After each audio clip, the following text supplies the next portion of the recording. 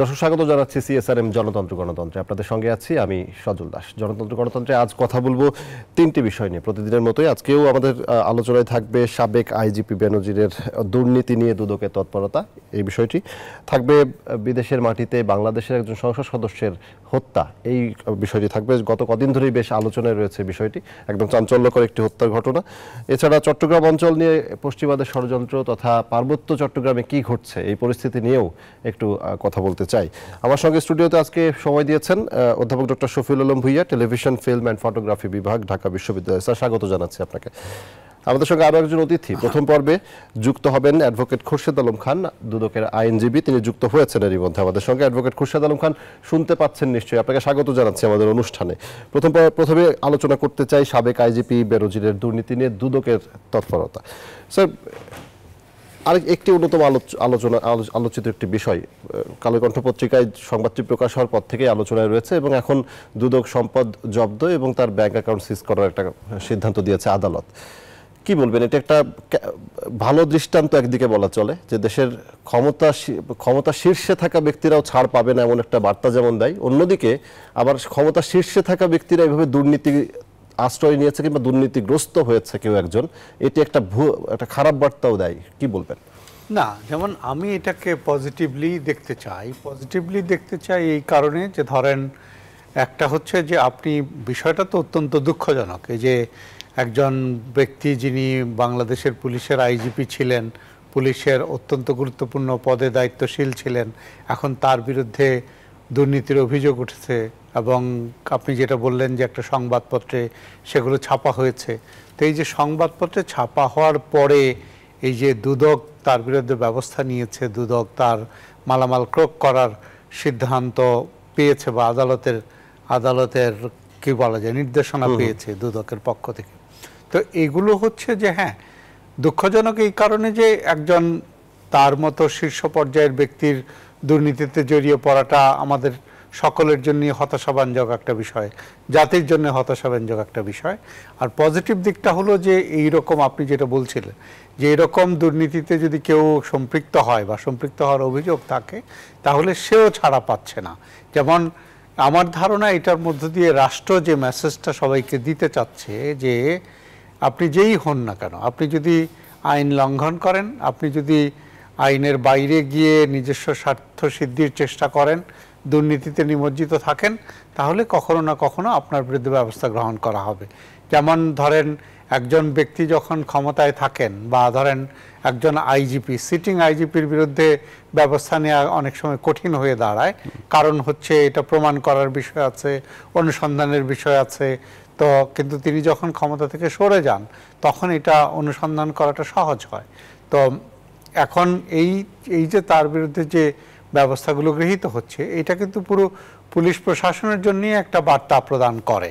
সেটা হচ্ছে যে পুলিশ প্রশাসনের যারা আছেন তারা এইটার উপরে তীক্ষ্ণ দৃষ্টি রাখছেন যে তাদের সবচেয়ে গুরুত্বপূর্ণ পদে একজন ব্যক্তি ছিলেন, তার বিরুদ্ধে দুর্নীতির প্রমাণ হয়নি এখনো, অভিযোগ পাওয়া গেছে, অভিযোগ উঠেছে।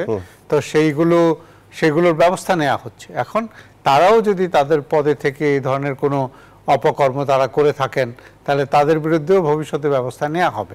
তো সেই দিক থেকে এটা যদি সত্যিকার অর্থেই তদন্ত করে যিনি দোষী প্রমাণিত হন এবং শাস্তি হয় তাহলে এটা একটা যুগান্তকারী পদক্ষেপ হবে বাংলাদেশের জন্য।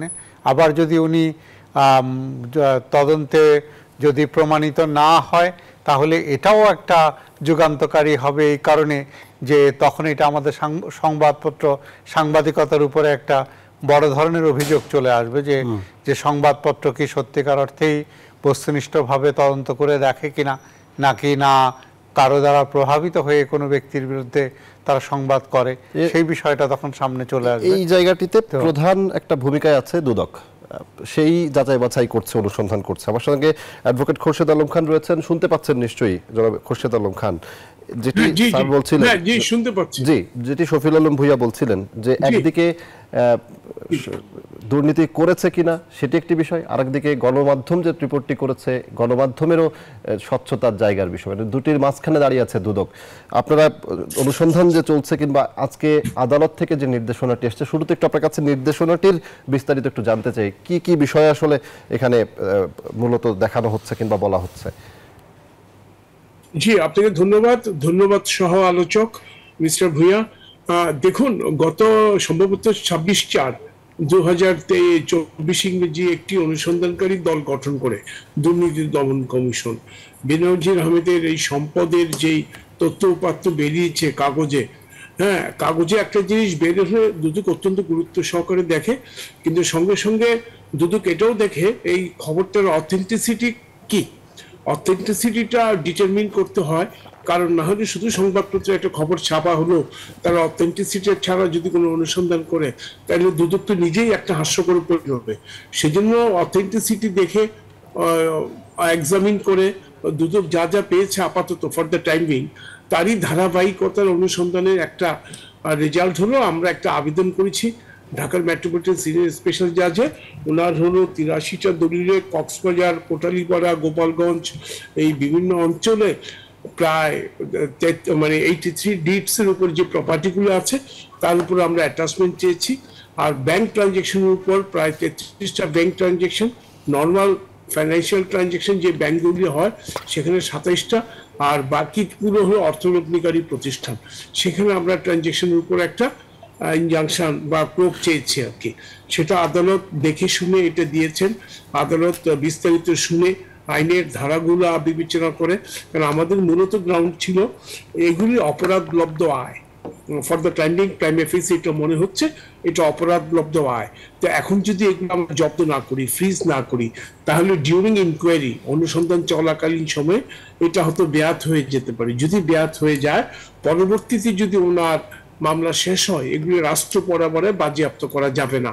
সেজন্য মানি লন্ডারিং প্রতিরোধ আইনের একটি বিধানই আছে, অনুসন্ধানকালে যদি প্রসিকিউশন মনে করে এটা অপরাধলব্ধ আয়, তাহলে আদালতের কাছে সে ফিস চাইতে পারে, আদালতের সন্তুষ্টি সাপেক্ষে আদালত যদি মনে করে সেটা দিতে পারে। কাজেই প্রথম ধাপে আমরা সেটা পেয়েছি। এখনো এটা পূর্ণাঙ্গ অনুসন্ধান না, অনুসন্ধানের একটি ধারাবাহিকতার অংশ বিশেষ। পূর্ণাঙ্গ অনুসন্ধান শেষ হলে তখন হয়তো পুরো চিত্রটা বেরিয়ে আসবে। জি, আমি আসছি আপনার কাছে অ্যাডভোকেট খোরশেদ আলম খান, আবারও আসছি আপনার কাছে অধ্যাপক ডক্টর শফিউল আলম ভূঁইয়া। দুদক কতটা প্রভাবমুক্ত থেকে কাজ করতে পারবে বলে আপনার কাছে মনে হয় অতীত অভিজ্ঞতা থেকে? না, আপনি দেখেন দুদক কিন্তু আগের চাইতে অনেক বেশি শক্তিশালী। যেমন এই যে দুদক যে এই মুহূর্তে যে কাজটা করছে, আপনার কি মনে হচ্ছে না যে দুদক প্রভাব মুক্ত, যে দুদক স্বাধীনভাবে, যেটি খোরশেদ আলম সাহেব বলছিলেন যে একটা সংবাদপত্রের রিপোর্ট ছাপা হওয়ার পরে তারা সেটা প্রাথমিক অনুসন্ধান করেছেন, অনুসন্ধান করে তাদের কাছে মনে হচ্ছে যে এখানে কিছুটা অস্পষ্টতা বা এক ধরনের অপরাধ প্রবণতার লক্ষণ তারা পাচ্ছেন, সেই কারণে কিন্তু তারা আদালতের কাছে আবেদন করেছেন, এগুলো ইনভেস্টিগেট করার, এই যে ক্রোক করার এই বিষয়গুলো করেছেন। তো এখনো পর্যন্ত তো দুদকের উপরে এটা অবশ্য খোরশেদ আলম সাহেব আরো স্পষ্ট করতে পারবেন যে তারা কোনো চাপের মধ্যে আছেন কিনা, কারণ চাপের মধ্যে থাকলে তারা এই পর্যায়েও যেতেন না, এই গণমাধ্যমের রিপোর্ট জাস্ট ইগনোর করতেন।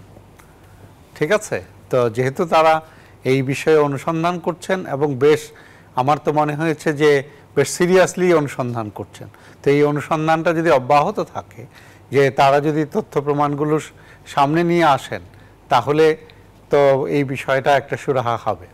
অ্যাডভোকেট খোরশেদ আলম খান, পরবর্তী পদক্ষেপগুলো কি হবে ধাপে ধাপে যদি একটু বলেন? জি দেখুন, এটা অনুসন্ধান তো চলছে, অনুসন্ধান শেষ হতে আরো সময় লাগে, কারণ ওনার আরো অনেক কিছু তথ্যপত্র আছে, সেগুলো ভেরিফিকেশনের প্রয়োজন আছে এবং সেগুলো ভেরিফাই করে একটু জিজ্ঞাসাবাদেরও একটা ব্যাপার আছে। এখন অনুসন্ধান চলার সময় যে ব্যক্তির বিরুদ্ধে অভিযোগ তাকে জিজ্ঞাসাবাদ করার একটা প্রভিশন আছে আইনে, কিন্তু সেটা যদি অনুসন্ধানকারী দল মনে করে, যদি মনে করে, এটা জিজ্ঞাসাবাদ করাটা বাধ্যতামূলক না, যদি দুদকের অনুসন্ধানকারী মনে করে যে ওনাকে জিজ্ঞাসাবাদ করা, তার পরিবারবর্গকে জিজ্ঞাসাবাদ করা প্রয়োজন, সেটাও তো আমাকে আমলে নিতে হবে। তাই মানে আশা করি আমরা দ্রুত আইনের বিধান মতো নির্দিষ্ট সময়ের মধ্যে অনুসন্ধান কার্য শেষ করা যাবে। অনুসন্ধান কার্য শেষ হলে একটি রিপোর্ট তৈরি হয়, এটাকে বলে মেমো অফ ইনকোয়ারি। এই মেমো অফ ইনকোয়ারিটা কমিশনের সামনে যায়।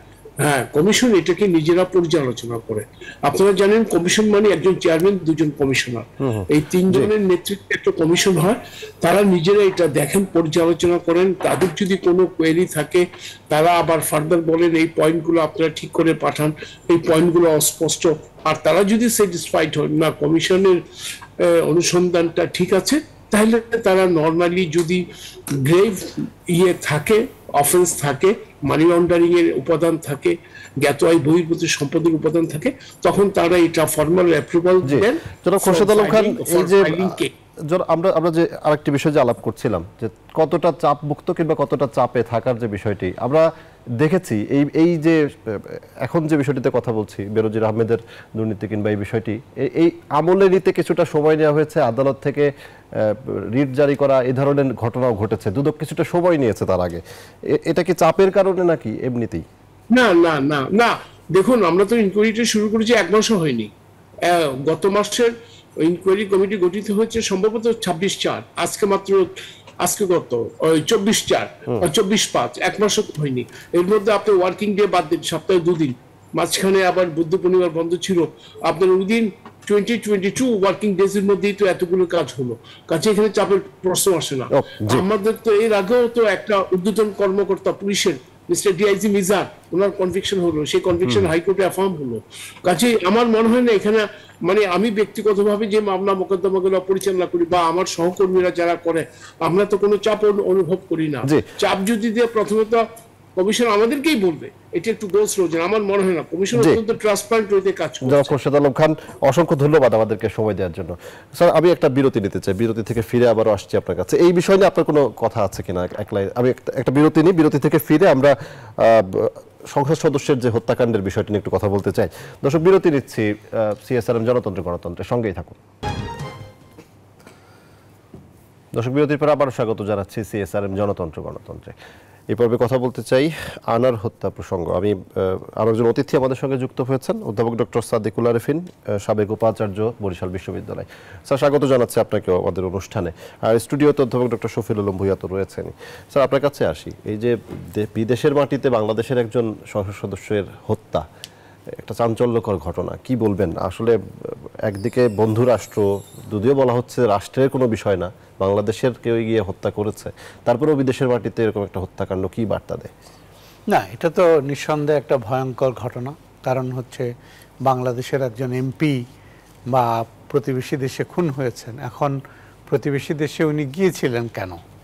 যদি কোনো অফিসিয়াল ভিজিট হয়ে থাকে তাহলে সেক্ষেত্রে প্রতিবেশী দেশের দায় দায়িত্ব অনেক বেশি বেড়ে যায়। কারণ অফিসিয়াল ভিজিটে গেলে তাকে প্রোটোকল দেয়া, তার নিরাপত্তা জোরদার করা, এগুলো প্রতিবেশী দেশের দায়িত্বের মধ্যে পড়ে।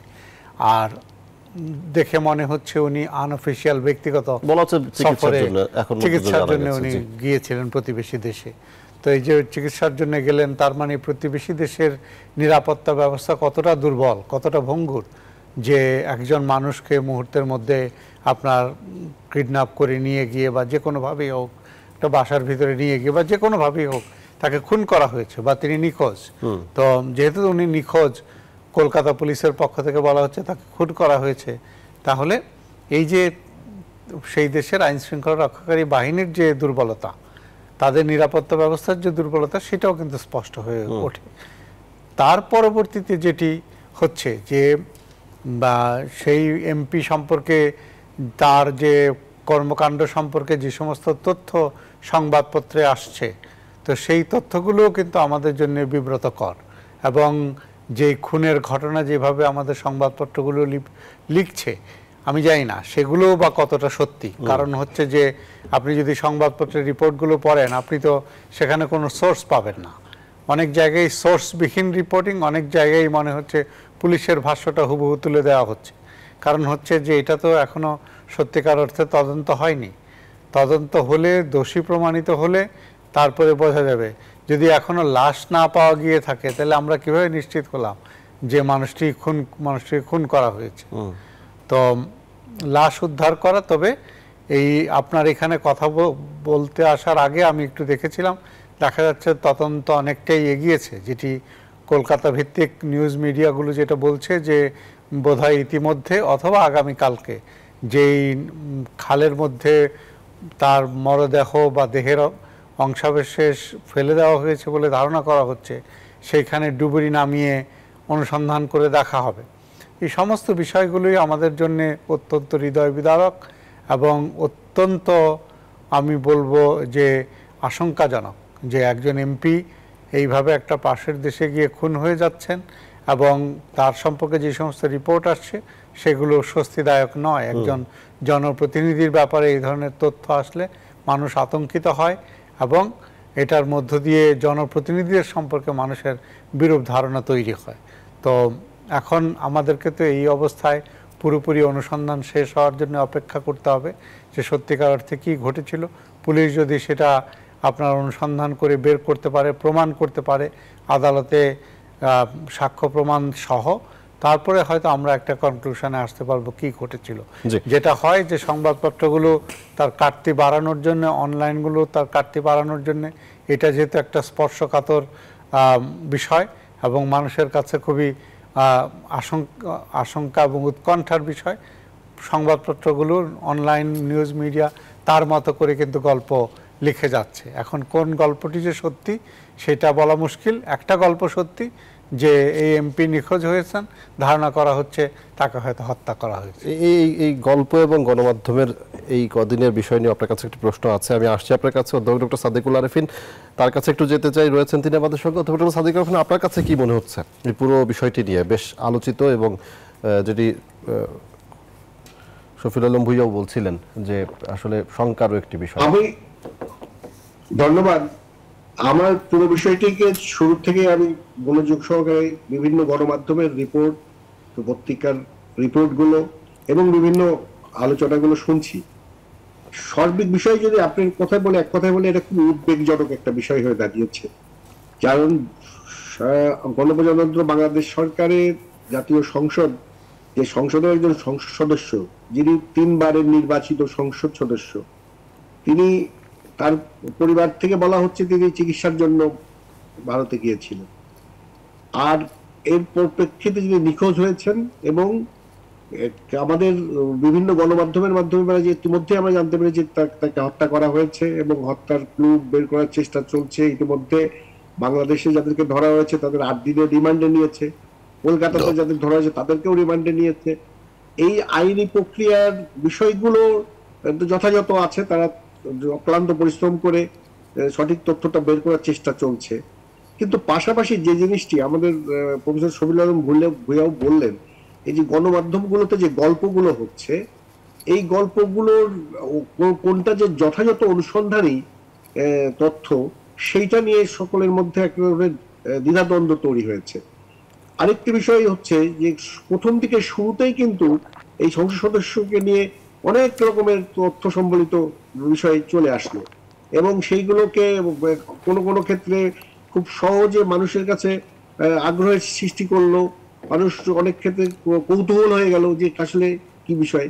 কিন্তু এখনো পর্যন্ত আমার কাছে যেটা মনে হচ্ছে, এই সংসদ সদস্যের এই নিখোঁজ হওয়া এবং হত্যা এবং তার প্রেক্ষিতে যে বিষয়গুলো হয়েছে, এইগুলোর একটা পূর্ণাঙ্গ সঠিক অনুসন্ধান করে তারপরে আসলে যথাযথ একটা রিপোর্ট হওয়া দরকার।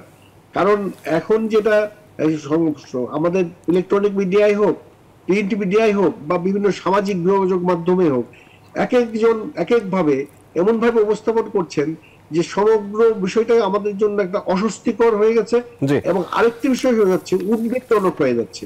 এখন আমি যেটা মনে করি, আমার আগে উনি যখন বলছিলেন ঠিক যে জাতীয় সংসদের সদস্য তিনি যদি অফিসিয়াল ভিজিটে যেতেন তাহলে কিন্তু পার্শ্ববর্তী দেশের একটা অন্যরকম প্রোটোকল বলেন, অন্যরকম নিরাপত্তার ব্যবস্থা বলেন, সেটার বেষ্টনীর মধ্যে থাকতেন। তারপরে উনি যখন চিকিৎসা করতে গেলেন তখন ওখানে যে যদি এই ইনফরমেশন গুলো থাকতো ওই সরকারের পুলিশ প্রশাসনের বা ইত্যাদি, তখন সেই জায়গাটায় আরেক রকম নিরাপত্তা বেষ্টনীর ব্যবস্থা হতো। তো এই সবগুলো মিলিয়ে যে অবস্থা দাঁড়িয়েছে এখন আমাদের মধ্যে, আমি মনে করি যে সবার মধ্যে একটা উদ্বেগ। আরেকটি অসংখ্য ধন্যবাদ। বিভিন্ন রকমের তথ্যের কারণে মানুষের কৌতূহল বাড়ছে। জি, অসংখ্য ধন্যবাদ ডক্টর সাদেকুল আরেফিন। শফিউল আলম ভূঁইয়া স্যার, এই যে গল্পের বিষয়ে কথা হচ্ছে বারবারই, বিভিন্ন ধরনের গল্প আসছে। একটা অন্য দেশে একটি ঘটনা, সংসদ সদস্যের হত্যা, এবং সেখান থেকে যে তথ্য মিলছে, এখান দেশের মধ্যে তার হয়তো তার ব্যাকগ্রাউন্ড কিংবা তার বাড়ির আশেপাশে সবকিছু মিলে প্রকৃত গল্প উদ্ঘাটনের সাংবাদিকতার প্রেক্ষিতে ধরনটা কি হতে পারে আপনার কাছে কি হবে? দেখেন, ঘটনাটি ঘটেছে কলকাতা। প্রথম কথা হলো যে আপনি যদি এটা কভার করতে চান তাহলে আপনার রিপোর্টারকে তো স্পটে যেতে হবে। তো সেই এখন আপনি কি কোনো রিপোর্টারকে স্পটে পাঠিয়েছেন? হ্যাঁ, যদি সে স্পটে গিয়ে থাকে তাহলে সেখানে সেই জায়গায় অনুসন্ধান করে যদি সে রিপোর্ট দিয়ে থাকে, যেমন ধরেন এই ধরনের ঘটনায় কি হয় যে আপনি তো খুনিকে এখনো ধরতে পারেননি, আপনি কিছু সন্দেহভাজন মানুষকে আটক করেছেন এবং সেই সন্দেহভাজন মানুষের বলা হচ্ছে যে পুলিশের কাছে তারা জবানবন্দি দিয়েছে। আপনি সাংবাদিকতা করেন, আমি একসময় সাংবাদিকতা করেছি, এখন সাংবাদিকতা পড়াই। পুলিশের কাছে মানুষ যে জবানবন্দি দেয় সেটা আদালতে গ্রহণযোগ্য হয় না। কারণ কি? কারণ হচ্ছে পুলিশের হাতে যেহেতু ক্ষমতা আছে, পুলিশ যেহেতু টর্চার করতে পারে, তো অনেক সময় মানুষ ভয়েও কিন্তু জবানবন্দি দিয়ে দেয়। আর তাছাড়া পুলিশের কাছে যে জবানবন্দি দিয়েছে, আপনি রিপোর্টার হিসেবে সেই জবানবন্দির সময় তো আপনি উপস্থিত ছিলেন না। আপনি যদি ডকুমেন্ট দেখে থাকেন তাহলে আপনি পুলিশকে কোট করে আপনি সেই নিউজটা করতে পারেন। তো এখন আমি বাংলাদেশের পত্রপত্রিকায় যে রিপোর্টগুলো দেখছি সেইখানে তো আমি জানি না যে কতটা সংবাদপত্র তার রিপোর্টারকে স্পটে পাঠিয়েছে। কেউ কেউ কলকাতার করেসপন্ডেন্টের উপরে নির্ভর করেছে। তো সেই কলকাতার করেসপন্ডেন্টই বা কতটুকু উদ্ঘাটন করতে পেরেছে। কারণ হচ্ছে যে এই ধরনের ঘটনা যখন ঘটে তখন প্রাথমিক অবস্থায় আপনি যখন স্পটে যাবেন, স্পটে গিয়ে আলামত, আশেপাশের লোকজনের সাথে কথাবার্তা বলা, আইন শৃঙ্খলা রক্ষাকারী বাহিনীর যারা অনুসন্ধান করছে তাদের সাথে কথাবার্তা বলা, বিভিন্ন সোর্সের সাথে আপনি কথাবার্তা বলে আপনি একটা রিপোর্ট তৈরি করবেন। তো সেই রিপোর্টটা যখন আপনি পড়বেন, আপনি যখন মাল্টিপল সোর্সের সাথে কথা বলে রিপোর্ট তৈরি করবেন, সেটা পড়লেই কিন্তু বোঝা যাবে। এবং অনেক ক্ষেত্রেই কিন্তু আপনি সোর্সকে কোট করতে পারবেন। হ্যাঁ, কখনো কখনো আপনি সোর্স কোট করতে পারেন না যদি সোর্সের জন্য এটা ঝুঁকিপূর্ণ হয়, সোর্সের জন্য যদি এটা হুমকি স্বরূপ হয়, তখন আপনি সোর্সের নাম পরিচয় গোপন রাখবেন। কিন্তু আপনি বাংলাদেশের এই ঘটনায় যে রিপোর্টগুলো হয়েছে সেই রিপোর্টগুলো পড়েন, দেখেন সেই রিপোর্টগুলোতে সোর্স আছে কিনা। কারণ আপনি যখন সোর্সবিহীন রিপোর্ট লেখেন তখন আমি একজন সচেতন পাঠক হিসেবে আমার ওইটা ধরে নেওয়ার সুযোগ থাকে যে রিপোর্টটি আপনি ডেস্কে বসেই বানিয়েছেন। স্যার, এ নিয়ে আলোচনার আসলে অনেক আছে, আরো বেশ কিছু প্রশ্ন আমারও আছে, কিন্তু যেহেতু অন্য একটি বিষয় নিয়ে কথা বলতে চাই আজকে এই পর্যন্ত রাখি এই বিষয়টি। আসছে আবার আপনার কাছে একটা বিরতি নিয়ে আসি। দর্শক, বিরতি নিচ্ছে, বিরতি থেকে ফিরে আমরা একটু পার্বত্য অঞ্চলের বর্তমান পরিস্থিতি নিয়ে কথা বলতে চাই। থাকুন আমাদের সঙ্গে। সিএসআরএম জনতন্ত্র গণতন্ত্রের বিরতি নিচ্ছে।